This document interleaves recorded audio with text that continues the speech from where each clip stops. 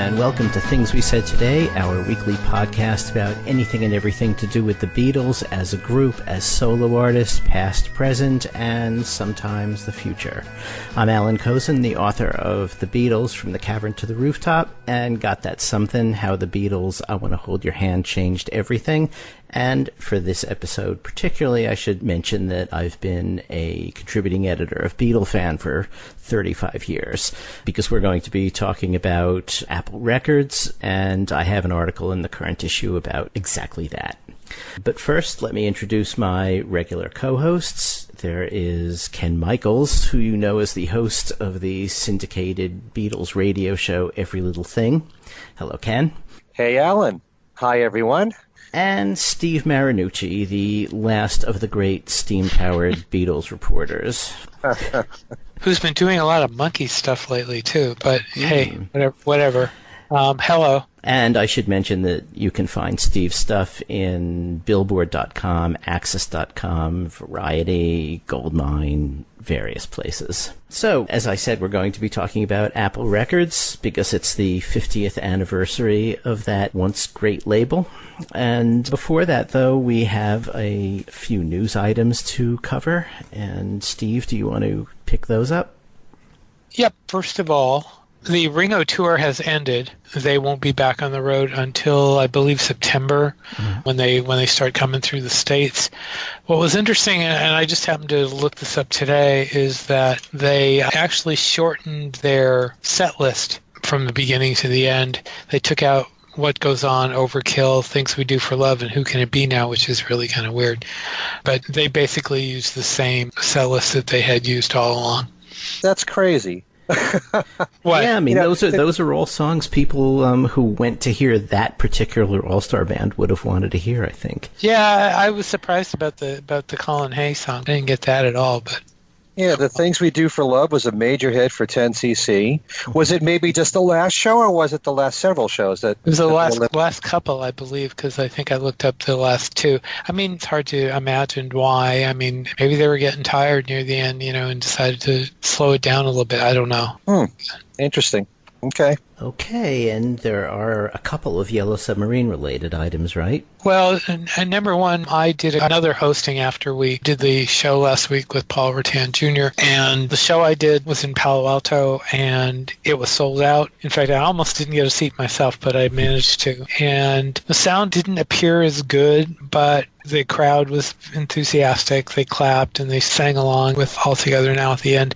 And, of course, the picture still looked as fine, as great as it did. One interesting thing, the next day I pulled out both of my versions of Yellow Submarine on DVD, including the 1999 one, and there was one thing on the 1999 one, guys, that they didn't put on the 2012 one, and that was the isolated soundtrack.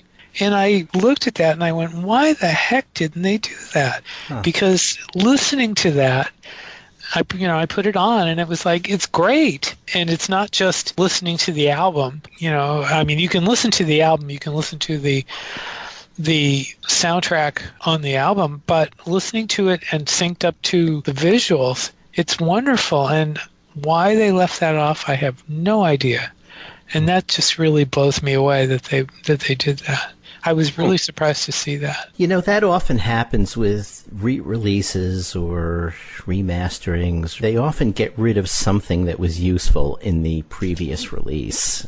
It happens a lot. I mean, with the Apple stuff we're going to talk about today, they released it twice, once in 2010, and I think the first set was 1993. In the 2010 set, they added a whole lot of extra tracks and a couple of extra discs with rarities and singles and whatever, and yet there were still a number of tracks on the original versions that never made it onto this set. Plus, I think the whole Ivy's album isn't in the box set. It was just... That's right. Yeah. So we always look for the remasterings and the upgrades as like, okay, now it's great, and then you realize that you still have to keep the old one. Yep. I have a question. Didn't you report, Steve, or I think I read that the Yellow Submarine song track was just re-released digitally, right? Well, I don't think this is new, but they announced that it was on Amazon Music, and somebody else noted to me that it was on Spotify as well. I'm not sure if those are new. They might have been new. I seem to think Amazon had Yellow Submarine Songtrack before because I have Amazon Music and I use it regularly. I'm pretty sure it was there. In any event, it is now. But so is the movie Yellow Submarine is streaming on Amazon Prime now. And that was announced the day after, I think it was on Tuesday, after the Monday that I went to see the movie. It was like, oh, okay. So if you don't get to see the movie in the theater, you do have that option if you don't have the DVD. But, the DVD is better because you have all the extras that you won't have on Amazon Prime. Mm-hmm.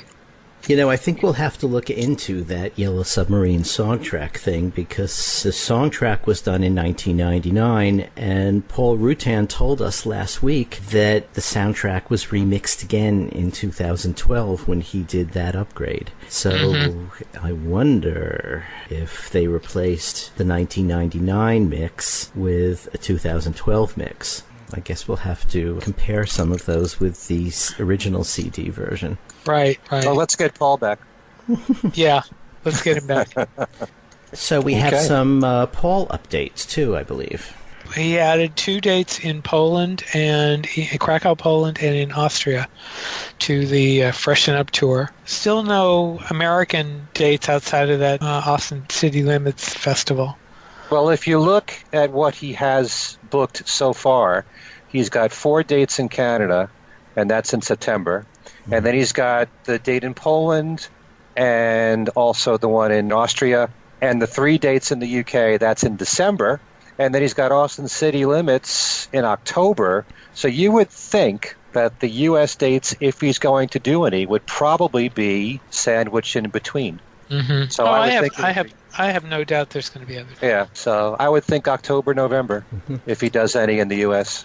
Over the next 3 weeks, he will do individual announcements of 4 more dates, and we will duly report them to you folks. Right. Okay. Rogue Best's Museum is about to open, and Steve, I think you have something about that too.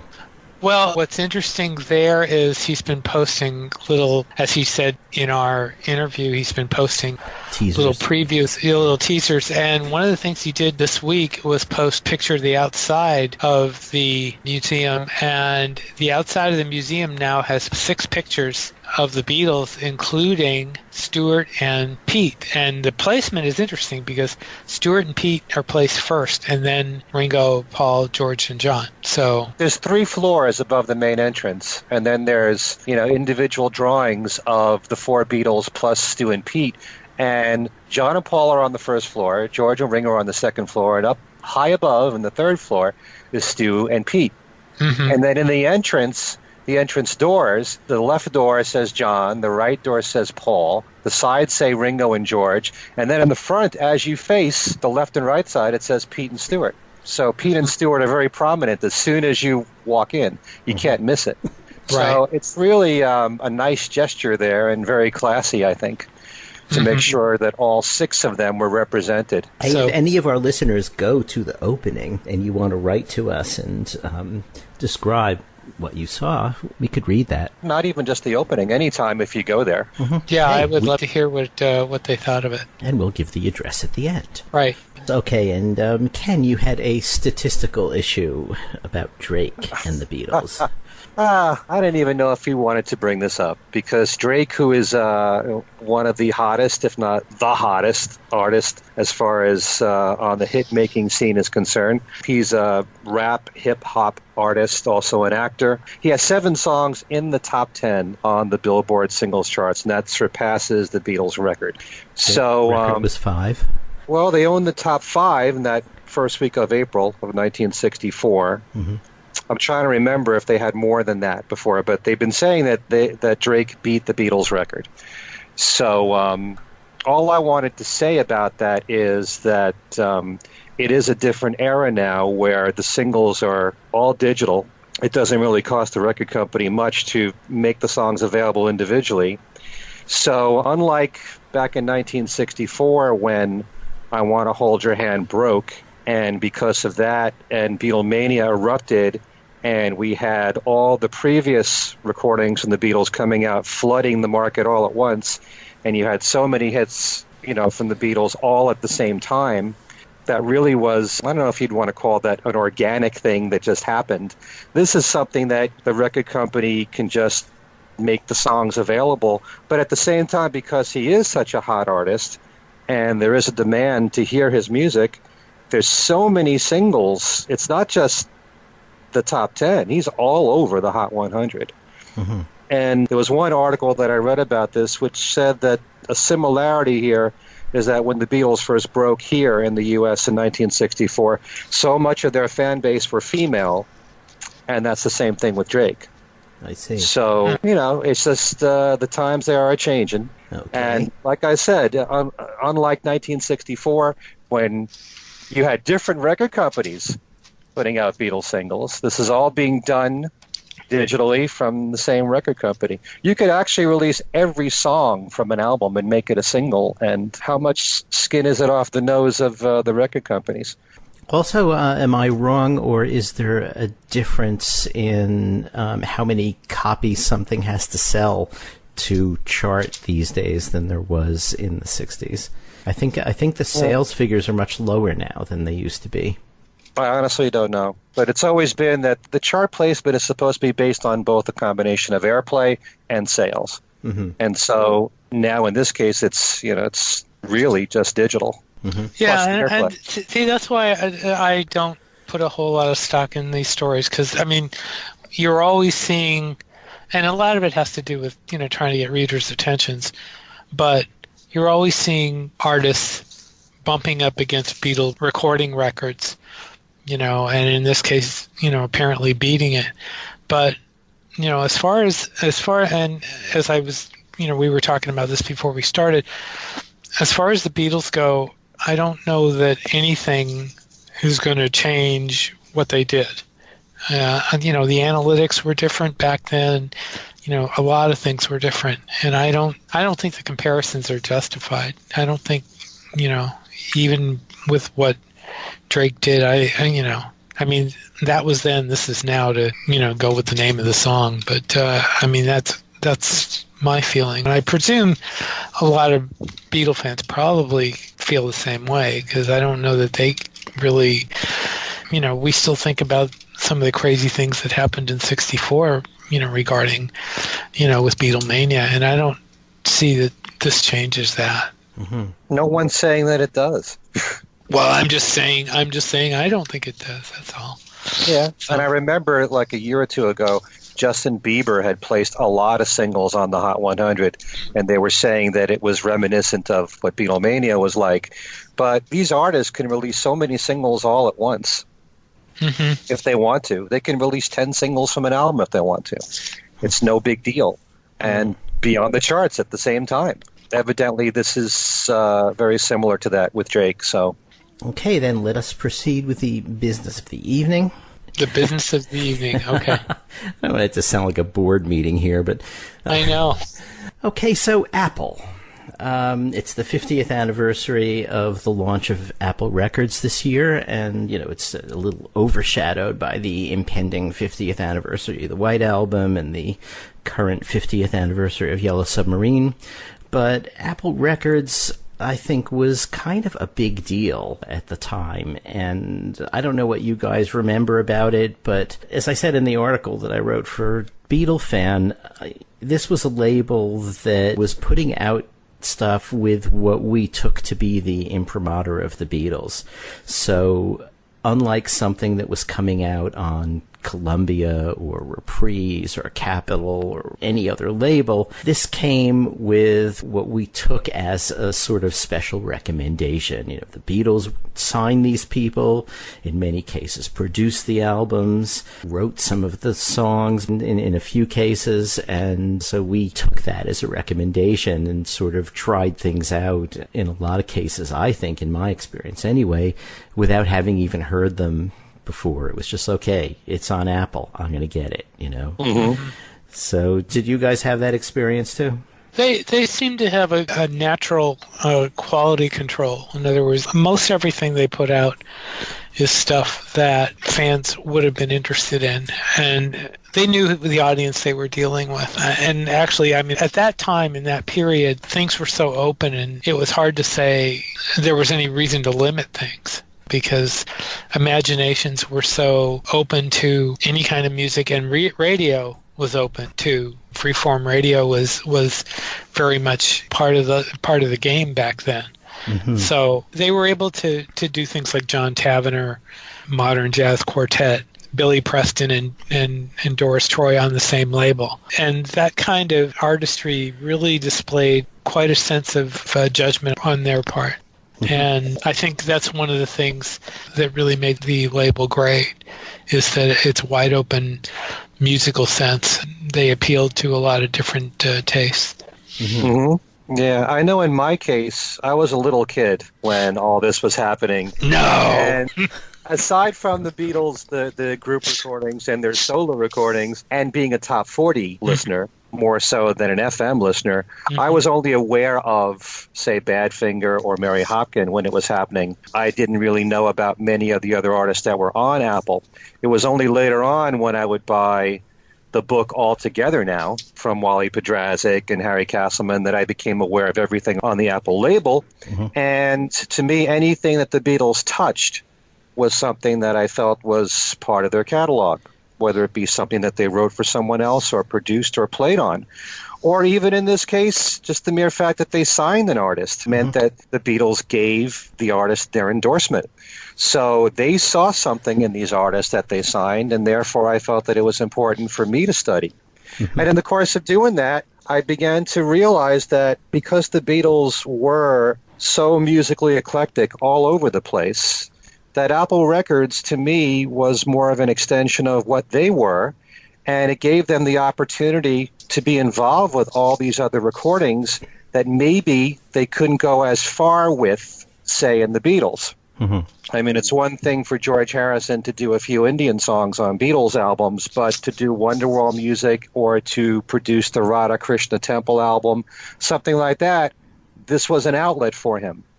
And for someone like John, who wanted to do more avant-garde stuff with Yoko, there's only so far you can get on a Beatles album. Yes, you can do Revolution number 9, but Apple Records gave him the opportunity, and especially with Zapple, to have something like Life with the Lions on there.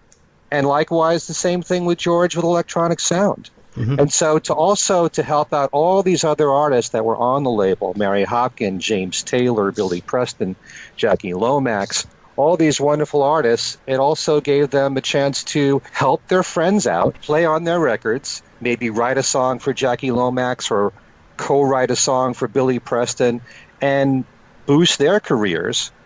And, you know, they were able to do more than the limitations of being strictly in the Beatles. Mm-hmm. Good points. I think there are a number of things about how the early Apple things came together. You know, in the case of the Modern Jazz Quartet, Ron Cass, who the Beatles had brought in to run the label. I think he had worked for Liberty before. He knew the manager of the Modern Jazz Quartet, which was a completely established jazz group. And they made a deal where the Modern Jazz Quartet had an album in the can that hadn't been released yet. They'd been signed to Atlantic. I mean, it wasn't as if they were homeless. And the deal was that they would put out the album that was in the can, which was Under the Jasmine Tree, and they would then do a second album. They would come to London and record another album specifically for Apple, which was Space. And in a way, I mean, I have no idea whether any of the Beatles in particular cared much about the Modern Jazz Quartet. I mean, they have had, over the years, especially back in the early days, not the greatest things to say about jazz. I suspect that by 1968-69, some of them, particularly maybe Paul, because he seemed to be the most adventurous taste-wise, might have been listening to some jazz too. But I think that in the case of MJQ, it might have been Ron Cass coming to them and saying, listen, this would be good for the label because here we have some completely established people that would offset, say, the James Taylors and Mary Hopkins, who at the time were newcomers, completely unknown. Mm-hmm. Yeah, things happened at Apple in weird ways. You know, Ringo was having his house renovated by John Taverner's brother, who had an architecture firm. And he played him tapes of some of John Taverner's stuff. And then at the same time, John Taverner was invited to a dinner with John and Yoko, and they all brought tapes and played them to each other. So suddenly he got onto Apple. And that was, I think, a almost prophetic find, because at the time John Taverner was just out of music school and starting off doing his first orchestral things. And he subsequently went on to become one of Britain's biggest contemporary composers. It's really something with some of the artists that were on Apple, like James Taylor, who it's a shame that his debut album on Apple didn't go very far. But at the same time, if he didn't have that album, if he wasn't signed to Apple, he wouldn't have met Peter Asher. Right. And so, you know, that led to Peter representing him, helping him to get a record deal with Warner Brothers and producing him. So even though the Beatles signed James Taylor and he made a great debut album and it didn't do that well, if it wasn't for that happening, who's to say that he would have become the superstar that he is? You know? And it's a little different maybe with Billy Preston. Billy Preston had some albums on Capitol back in the 60s, but the mere fact that he worked with the Beatles and he was on Get Back and the Let It Be album and also working with the Rolling Stones gave him some more visibility, and that helped him to get a very successful career going in the 70s. So in the case of James Taylor and Billy Preston, it really helped their careers for them to be on Apple and for their association with the Beatles. And there's also the aspect that some of the people that ended up putting out albums on Apple were basically experiments. You know, one was Radha Krishna Temple, which is one of my all-time favorite albums. I love that album. I really do. Another one was the Ivies, because I don't think they really expected the Ivies to go anywhere at the beginning. And then, of course, there was Mary Hopkin. I mean, she turned into one of the biggest record acts in the UK and in the world, actually. With, you know, those were the days is such a great song, and it was a perfect song. I mean, that was just a lot of fun. You know, I should point out that the current Beatle fan actually has 3 or 4 Apple stories, and all through the year they're going to be looking at Apple's 50th anniversary. And one of the other stories, in fact 2 of them, one by Steve Prazak and one by our former colleague here, Al Sussman, talk about, for instance, the Mary Hopkin album. And both Steve and Al feel that Paul's production of Postcard was kind of a violation of what Mary Hopkin wanted to do. Well, Mary Hopkin was first and foremost a folk singer, and Paul in some ways tried to turn her into like a Broadway-esque type singer and do a lot of standards. Hence, There's No Business Like Show Business being covered on there. And a song like Those Were the Days. She's more at home doing the Donovan music that was on that album. And if you compare that to the follow-up album, Earth Song, Ocean Song, that's more what Mary wanted to do. Yeah. And she was more at home doing that album. And that's a brilliant album, by the way. It is. Tony Visconti produced that. And it's so, I would highly recommend, if you love Mary's voice, get that album. There's a song that she does there, which many people listening will know, Streets of London, which was done by Ralph McTell. She does a great recording of that song. But that's more what she wanted to do. She really felt out of place with what Paul was planning for her, and to turn her into that kind of a singer, you know, the type that would do Those Were the Days. So she got her wish with Earth Song, Ocean Song. That's true. And she became more of an international star. She only had the 2 hits here in the U.S. with Those Were the Days and Goodbye. But she had a lot of singles in Europe, and she sang them in different languages, and she had more hits that way. So she had more success there than in the U.S. But that's what Paul envisioned for Mary. And who's to say? I mean, Those Were the Days is a tremendous recording. The whole production and arrangement behind that. Richard Hewson doing the arrangement for it and Paul producing it. brilliant. It's absolutely brilliant. Lemmy, several years ago, and I don't know, let's see the date, 2009. I didn't realize it was back that far. I interviewed Mary by email, and I asked her how she felt about the Apple recordings, especially Those Were the Days, and what you guys said pretty well sticks with what she said. But let me read this.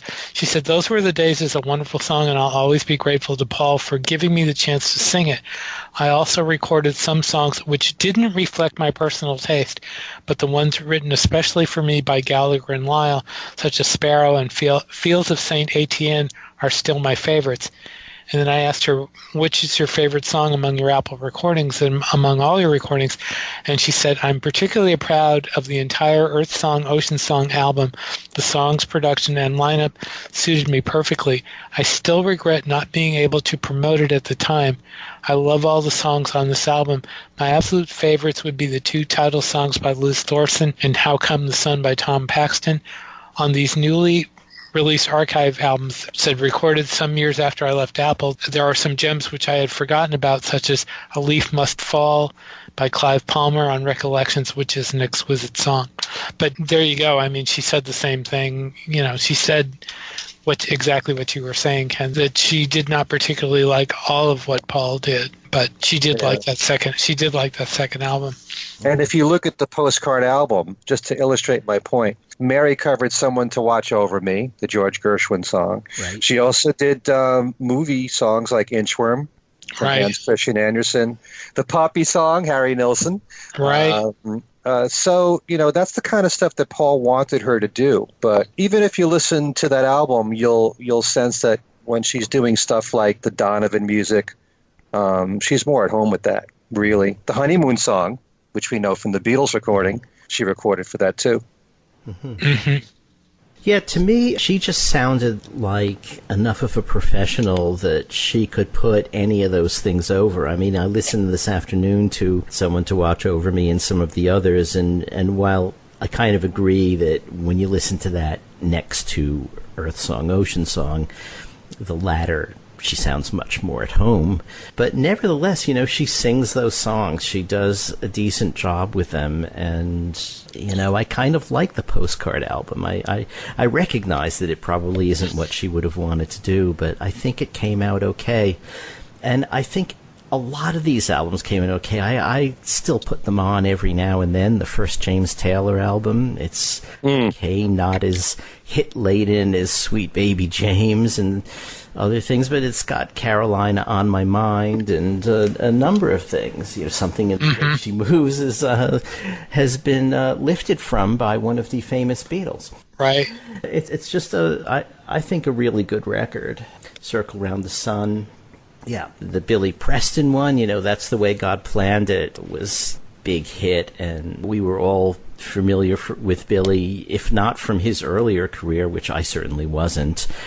Obviously familiar with him from playing on Get Back itself and other things on the Let It Be album, and obviously that it was going to be I was going to be interested in hearing what he did on his own, not least because George played on his album. And later on, I don't know if you guys have run into this, but I was watching a film once about, I think, W.C. Handy. It might have been called St. Louis Blues, not sure. Right. And there's this little kid playing the organ. Right. And it turns out, when the credits run at the end, it's Billy Preston. Mm-hmm. Yeah, I have seen that. Yeah, that was amazing to find out he was in that movie. The Ivies too. I kind of liked the single that came out, Maybe Tomorrow, and Her Daddy's a Millionaire on the flip side. Played those a lot. Thought they were pretty good. Thought it was kind of Beatley. Al Sussman describes it as early Bee Gees sound, which also was kind of Beatley. I thought it was interesting that was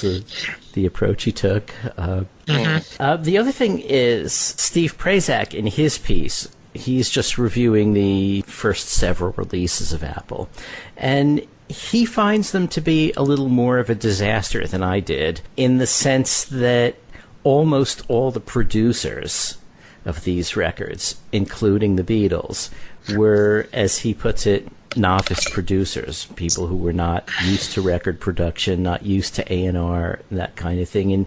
And to him, it didn't work out that well. Do either of you feel that way about any of these?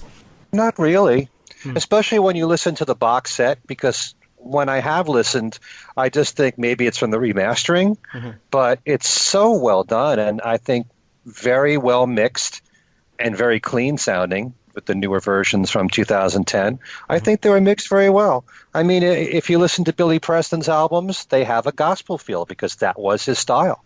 And it was really the way that all the instruments were produced, especially the organ. It was suitable for what Billy was attempting to do. I think George, being co-producer with Billy, for someone who really didn't know gospel that much, he probably learned a lot from being with Billy Preston in the first place, but he did a fine job as for production work. And especially, we haven't mentioned Jackie Lomax. Right. His album, Is This What You Want, is a tremendous album. It's got so many great songs on it, and I do like the production on it. And you got George involved with that. Right. So this was also the beginning of, the Beatles working as producers too. So it's kind of interesting from that aspect, but you listen to something like Postcard. I love the production on Postcard. I think everything was mixed very well. Same thing with, as far as Paul is concerned, the single for Goodbye. I think that was mixed very well. So these were the beginnings of their work as a producer and also working as musicians and songwriters for other people. And it's fascinating to study that. And it's also very interesting when you think about how much each Beatle was involved with Apple Records, because George Harrison seemed to be the guy who was the most involved. And he really worked with a lot of different people, like Billy Preston, like Jackie Lomax, the Doris Troy album, as far as being a producer and playing on. He really was very supportive of these artists. Not that the others weren't, but he did a lot more work, I feel, than the others. Yeah. John probably did the least. Well, for Yoko, Elephant's Memory, and David Peel. Yeah. Well, how do you feel about those albums, Elephant's Memory and David Peel? Elephant's Memory, I think, is a little more accessible than David Peel. I remember when the David Peel album came into our newspaper office at San Jose State. I was like, wow, and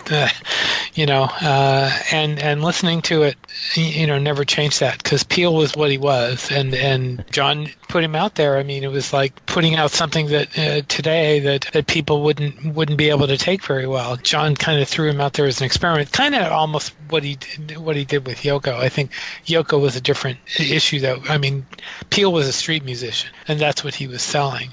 And it was funny, though, to see Peel, for example, on the Mike Douglas show, playing in front of all these housewives, and all these housewives are listening to his voice, and he didn't have the greatest voice. But that's an understatement. That's an understatement. But that's what John did with him, and that was part of the whole philosophy of Apple, that you may not get what you're expecting, and that was one of the nice things about Apple, was that the Beatles, much as they experimented with their music, also experimented with the label. And there were all the projects that aren't part of the basic discography that, with the experiments and the demos and things of people that we've never even heard of. I mean, there were all sorts of things going on. We didn't just get to hear all of it, that's all. Right, a lot of things weren't released, a lot of things that were going to be on Zappa, like Richard Brautigan, and, authors reading their work. Right, and the Delaney and Bonnie album that didn't come out. So, yeah, I mean, there's a lot of stuff that if you were to put out the full discography of Apple, and actually there are people in Europe working on projects from that stuff now, the A is for Apple group, if they're listening. I mean, they've been putting out some books and recordings and stuff that either didn't get released or that we've never heard of. And it's that kind of thing going on. Well, let's say their names. It's Axel Corinth and Ed Diekman. They have two thick hardcover volumes of A is for Apple. It looks to me like there will be more, because the first volume is 1966 to 68, so we've got some Apple prehistory here. And then the second volume is January to March 69, and Apple fundamentally ceased operations, I think, in about 73.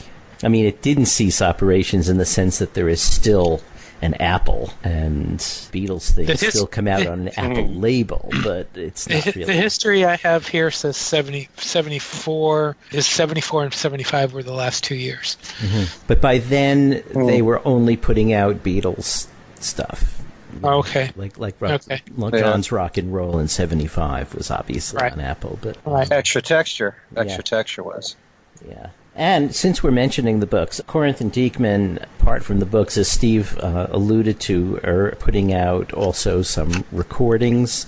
They just put out demos by Jimmer Glynn and Alan Racken, who were a duo from New Jersey who went to England, met Derek Taylor. Derek arranged for them to record an album's worth of their songs, but as demos, not finished studio recordings.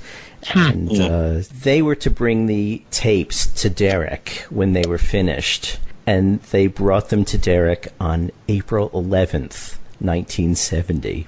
And as you can imagine, Paul having announced the day before that the Beatles had broken up, the place was in an uproar. They could barely get into the building. I think they realized that, okay, this was our opportunity sailing away into the sunset. Wow. None of that music ever came out, but they got the rights to these things, and they put them out on an LP. They've been digging up some really obscure stuff. Well, I kind of wonder, why there are some things that Apple put out and some things they didn't put out and have come out on other labels. It's kind of a confusing thing. The Mortimer album just recently came out, officially. And Lon and Derek Van Eaton, too, came out outside the Apple series. That came out a few years ago, their Apple album Brother. Right. The one thing that sticks out is Elephant's Memories album. Right. That's never come out. Yeah. There may be rights issues with that, because whatever rights issues are holding up the release of the one-to-one concert, holding up that, too. I was just going to mention that. I mean, because that's got to be. I mean, that's almost like Let It Be. It's so crazy that thing isn't out, especially that thing. I mean, because it's been out before, and I believe you can still get the CD. The Elephant's Memory, I don't know. That's really strange. Why they haven't put that out, it makes no sense. And also, we should talk a bit about Badfinger. We mentioned them a little bit here, but the 4 albums that they released on Apple were fantastic. All 4 of them. And there's so much great material on those albums. And it's always interesting to study them because, kind of like the Beatles, they did have 4 songwriters and 4 lead vocalists, and you can easily make the comparison about Pete Ham being more the Paul, and Tom Evans being John, and Joey Mullen being George, and Mike Gibbons, of course, being Ringo. But once you listen to those albums and you've got all these different songwriters, all with their great material, they're all strong songwriters. Mike wrote the least, but, Joey wrote quite a lot of stuff with Badfinger. It says even going past the Apple period. They're a fascinating band to study.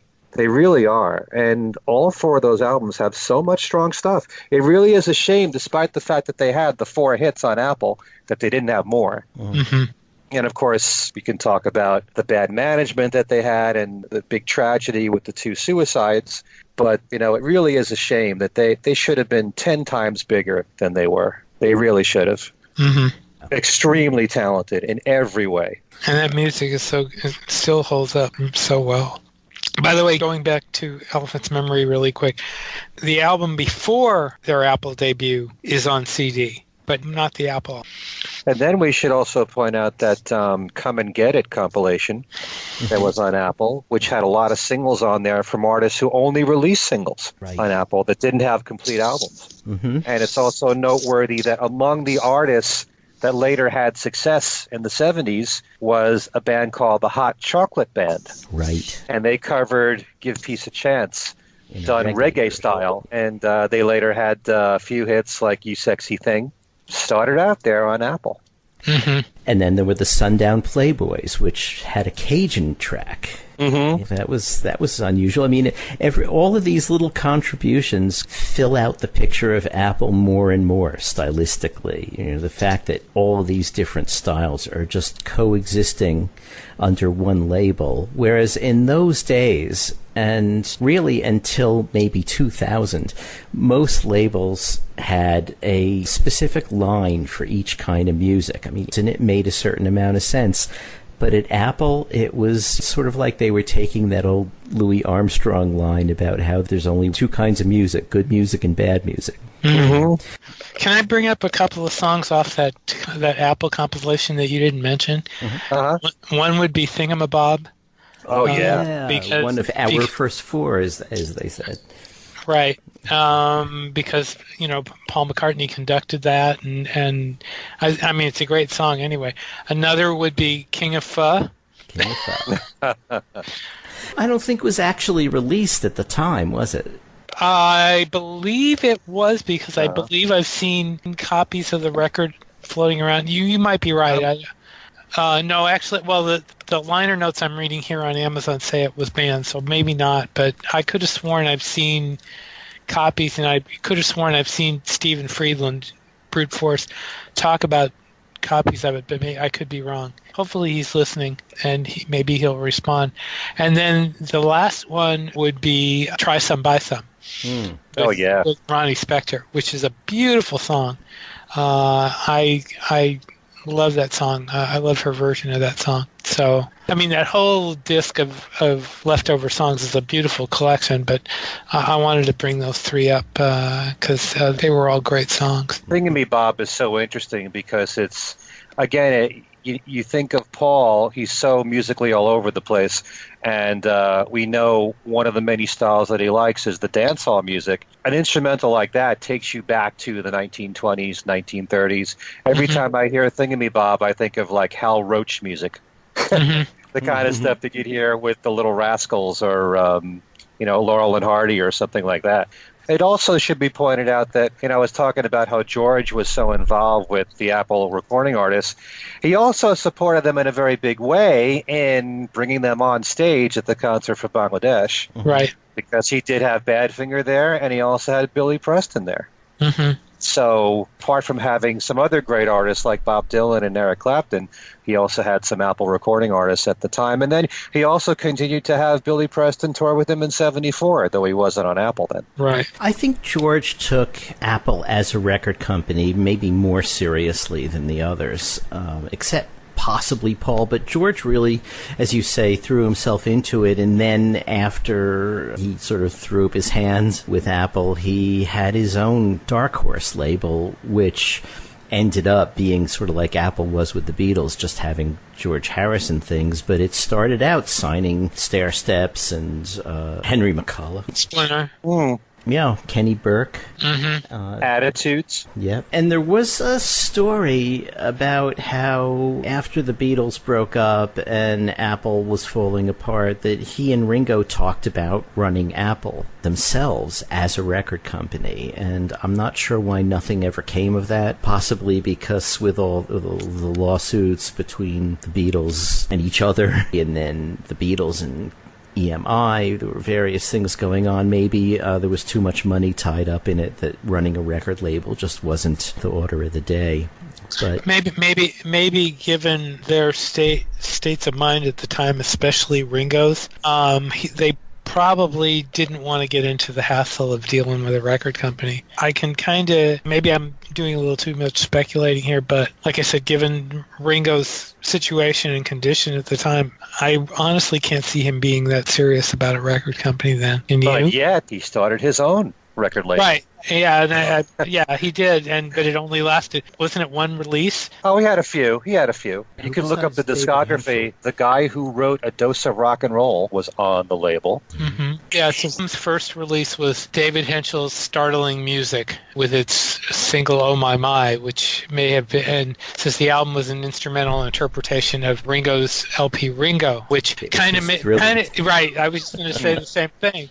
Except rather than put it under a pseudonym, he was at least honest to do that. So Carl Grossman was the guy who wrote A Dose of Rock and Roll, and he had a single on Ringo Records called I've Had It back in 1975. But you also have Bobby Keys, who released a couple of singles on Ringo Records in 1975. Colonel Doug Bogey, a British entertainer, it says here, a one-man band. That's also from 1975. Graham Bonnet, there's another single from Carl Grossman. Johnny Warman is on that label. Do you know who Johnny Warman is? No. Johnny co-wrote Don't Go Where the Road Don't Go with Ringo. And this dates back to 1978. So this label was around for a few years, through 78, it looks like, 75 through 78. Wikipedia also says he tried to sign Harry Nilsson, but Nilsson decided to go with RCA. And it also says that Dirk and Stig, the duo from the Ruddles, put out a single on Ringo Records in Europe and in the UK, Ging Gang Ghoulie. Ooh, See. I'd love to hear that. I've never heard that one before. Well, this opens up a whole new collecting field for me because I think all I have is the David Henschel record. Uh-oh. Uh-oh. And then he started another one maybe 10 years ago called Pumpkinhead. And I don't believe they put out a single thing. He announced it, and then that was the last we heard of it. And then didn't he also start a furniture company too? Yes. Which was very unusual for Ringo to do. Okay, so we all seem to have fairly warm feelings about Apple as a label. Why did Apple not do better, Steve? Well, if you're talking about the non-Beatle things, I think that pretty well says it right there, is that Apple was basically in the shadow of the Beatles. Mm-hmm. And that really spotlighted everything. And I mean, besides all the stuff we mentioned, I mean, during that time you had the White Album, you had Yellow Submarine, you had a lot of things that took the spotlight off the other artists on Apple Records.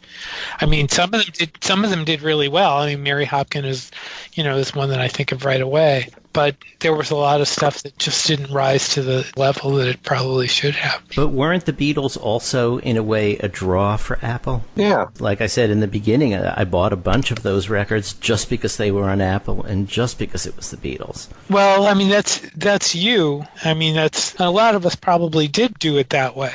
But not enough of us. But not enough of us, because a lot of people probably looked at Modern Jazz Quartet and thought, no, why would I want something like that? Or, well, I mean, Life with the Lions. Right. I mean, there were a lot of things there that the average record buyer probably wouldn't have cared much about. And so, I mean, the thing about Apple was it was very esoteric. Maybe a little, I won't say maybe a little too esoteric, although I'm tempted to go that route just to say it.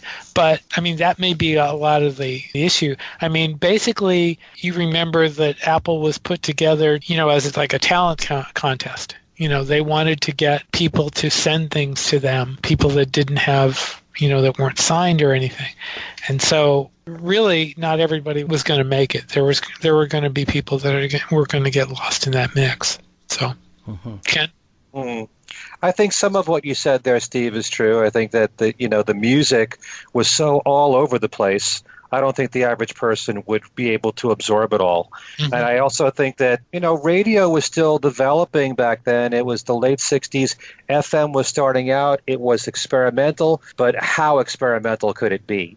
I mean, I still don't see so many people out there accepting Yoko's avant-garde stuff, even her more commercial stuff. I'm not even talking about her screaming. Something like Approximately Infinite Universe. A lot of people just wouldn't accept Yoko anyway. Mm-hmm. But they were all over the place musically, and it really is a shame because there's so much great stuff that came out on those albums. And in some ways, it's also hard for me to understand because you take somebody like James Taylor, and the late 60s, early 70s was the start of the singer-songwriter movement. With people like James, who became a big star, the Joni Mitchells and the Carly Simons and people like that, and you wonder why that first album didn't really take off. But then I don't know how much clout Apple had as far as their promotional work. I don't really know how it was in that department there. But still, timing is everything, and I think that the Beatles' intentions were really good. I mean, like I said, Apple was an extension of themselves, and they wanted it to be all over the place musically. A lot of it was very experimental, which you couldn't see radio play at all, even on freeform radio. Who's going to play electronic sound, for example? Right. Who's going to play that? You'd be lucky if you heard Wonderwall music on the radio, really. Right. But a lot of that was too far out for radio at the time. And just like what I said about James Taylor, I'll never understand why Badfinger wasn't bigger than they were, because, their albums are chock full of great songs, not just the singles. And Jackie Lomax deserved a lot better, because that was really a killer album that he made. So, it's tough to say, but I think it's a combination of radio not being ready to accept so much coming at them from Apple with a span of a few years, all over the place musically. And I don't know, it could be like a lack of promotion. I don't really know for sure in that department. Hey. How about you, Alan? Yeah, I think that Beatles issue that Steve mentioned, the Beatles were really a double-edged sword. They brought a lot of attention to Apple that it probably would not have got just as some label startup in 1968. But on the other hand, they so completely overshadowed everything else that was happening at Apple, not just to the audience, but within Apple as a company. It was very clear that the Beatles were the top tier. Their needs came first and everything else came second, and that makes sense, but it probably sort of sucked some air out of the room in terms of other Apple artists.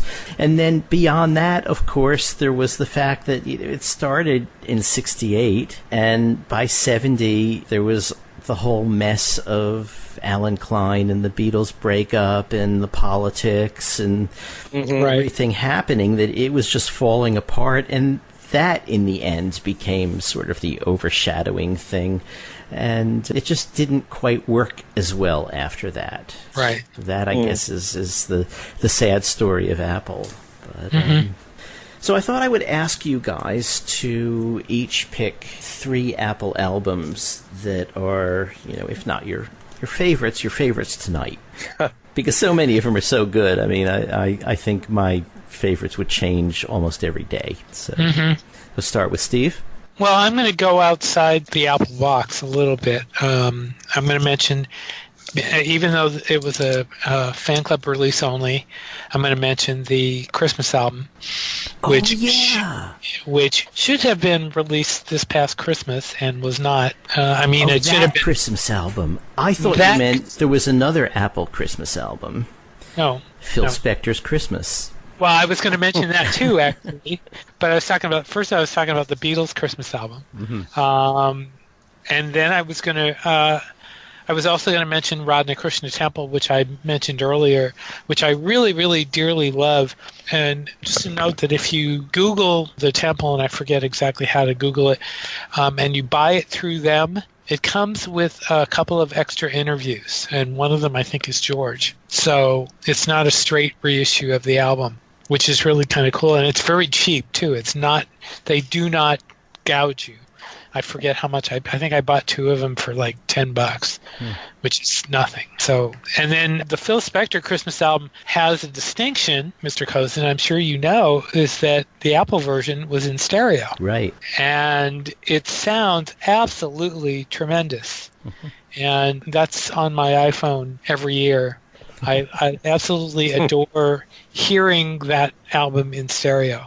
It's just fantastic. And I also would mention, just because from the regular discography, the Jackie Lomax, Is This What You Want, and Billy Preston's That's the Way God Planned It, although I could mention several more, but those 2 along with the other 3. Okay, Ken? This is very tough because I have to say something from Badfinger has to be represented, but I love all 4 albums pretty equally, although probably the middle 2 probably are better than the first and the fourth. No Dice and Straight Up. So many great songs all throughout. I'm going to have to put Jackie Lomax in there because apart from having Sour Milk Sea on there, which I think was a great recording, and of course George wrote it. He's got other Beatles on the song. It's a great ballad there. I Fall Inside Your Eyes. There's a song called Sunset that I love a lot. I just love the whole production of it. Really has a George Harrison feel to it since he produced it. So I'm going to put that one in there. And then, it's either James Taylor or Mary Hopkins. I do love Postcard. I love Earth Song, Ocean Song a lot because, like we said, it's really Mary at home doing the folk stuff. But I do love the sound of her doing the standards as well. And Just for Those Were the Days alone, which is really it's not just a great song. the whole arrangement of that song it's one of the greatest singles on Apple. It really was. Mm-hmm. So I'm going to go with either Postcard or the James Taylor album. Well, I could relieve you of part of that choice because James Taylor is one of mine, so you can go with Postcard. Okay. I just, it's not necessarily the best James Taylor album, but I thought it was a very promising start. I liked it when it came out a lot, and obviously that was before Sweet Baby James, so it's not like I knew where he was going. I just felt that there were some great songs here, and I thought it was nicely produced. I think I've read Peter Asher saying that he wasn't sure that it was produced in exactly the way it ought to have been, or he was terrified of whether he would be overproducing it. I think it's fine. Yeah, he's very critical of his production on it. I seem to remember him at a concert I saw talking about that and saying that he wasn't sure if it was done right. But I mean, I think it's stood the test of time. Obviously, it's not Sweet Baby James like you said, but Taylor's talent was just so obvious there. You couldn't get away from that. Peter had said to me, because I interviewed him about this, that he felt he might have overproduced the album, and especially there's some little classical interludes that are interspersed on the album that maybe he thought was out of place now, but it's pretty unique for its time, I think. Okay, so for my second one, at least tonight, I would choose Badfinger Straight Up, just because it's got so many great songs on it. I think it really is Badfinger at their height. And then finally, given my other life as a classical guy, I really have to choose John Tavener. Plus, the John Tavener one is a special bargain because you get both his original, for his first album, The Whale, and the follow-up, Celtic Requiem, and a couple of other pieces too, a couple of short pieces that were thrown on as bonus tracks, although in a rock context they're not that short. One's about 11 and a half minutes and the other is 9.5 minutes. So Tavener, I think, like with James Taylor, was unknown at the time, became quite big.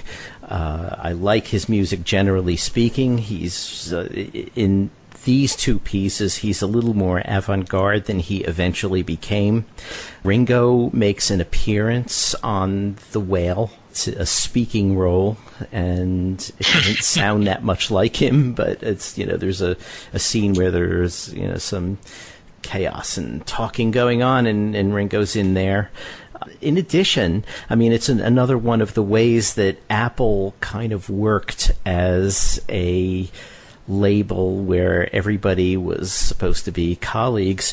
When Lon and Derek Van Eaton were doing their album, Brother, they had the idea, I think actually Ringo had the idea of having a classical interlude linking a couple of the songs, and he suggested that they get John Tavener to write it, which he did.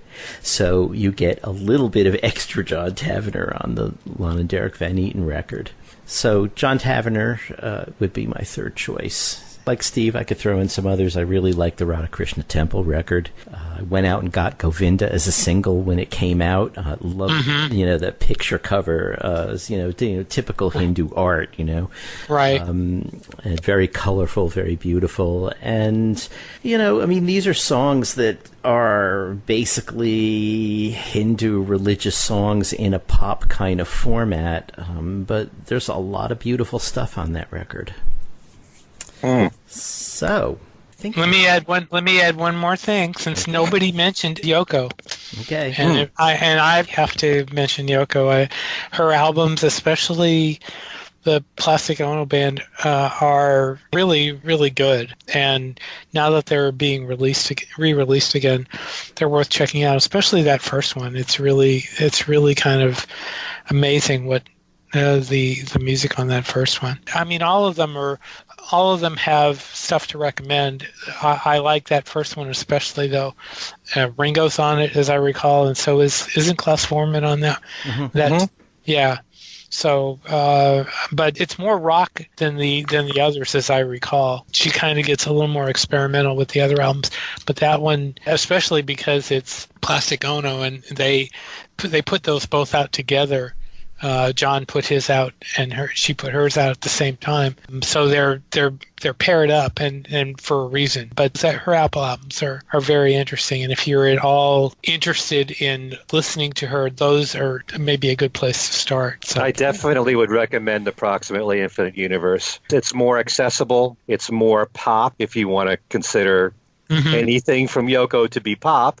It was very strange for its time, and now it's like, it's so easy for me to accept, and I can hear the influence of her in later artists like the B-52s, like John said, or Lena Lovitch, or artists like that. But you listen to Approximately Infinite Universe, very melodic stuff, some ballads in there, and somewhat quirky, but at the same time, much more easier to accept, I think, than for the people that don't really care for her screaming so much on a lot of her, like the Plastic Ono Band album, for example.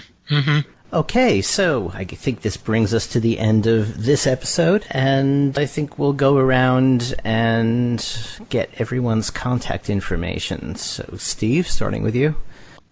You can get a hold of me at BeatlesExaminer@gmail.com. I have a Beatles group on Facebook, Beatles News and Information, where I post all sorts of stuff, good stuff, I hope, on what's going on with the Beatles. You can get a hold of the show at Things We Said Today Radio Show at gmail.com. We'd love to hear your comments on this show, on past shows like the Paul Rutan Show, or suggestions of topics. And if you go to Rogue Best Museum and you want to send us a little report, please feel free to do it through that email address. Yes, indeed. And also let me thank Matt Burley of Fab4Radio.com, who runs the shows on Saturdays and Sundays, and also to Michael Lynch for composing the theme song. Michael, we don't thank you enough. Thank you, sir. Your royalty check is coming, Michael. It's a big one. Okay, Ken, how do people reach you? They can email me at everylittlething@att.net. I also want to thank Matt Burley at Fab4Radio.com for running my show, Every Little Thing, which you can hear on Sunday nights right before Things We Said Today at 11 p.m. Eastern, and Things We Said Today at 12 midnight. Also, you can check out my website, which is KenMichaelsRadio.com, for lots of interviews with people connected to the Beatles and Beatle authors as well, and for Beatles trivia, where you can win one of 9 prizes every single week. And since once in a while I mention this, I want to do it again. There's a website called GlobalTexanChronicles.com, where you can actually hear my syndicated Beatles show, Every Little Thing. There's a lot of shows there, a lot of archived shows from the past. So if you never heard that show before, go to the website, click on the Ken Michaels tab, and there's a whole bunch of shows from the past with lots of great themes, interviews, and it's my other life outside of this show. Again, you have another life? Yes, I do. Life? Oh, okay. Yes, I do, believe it or not. Okay. It's GlobalTexanChronicles.com. Okay, and you can get to me most easily through Facebook, either at Alan Kozin or Alan Kozin Remixed. So that's it for this week, and thank you so much for listening. And for Steve Marinucci and Ken Michaels, this is Alan Kozin saying good night and see you next time. Unless you're listening in the afternoon. Keep that in.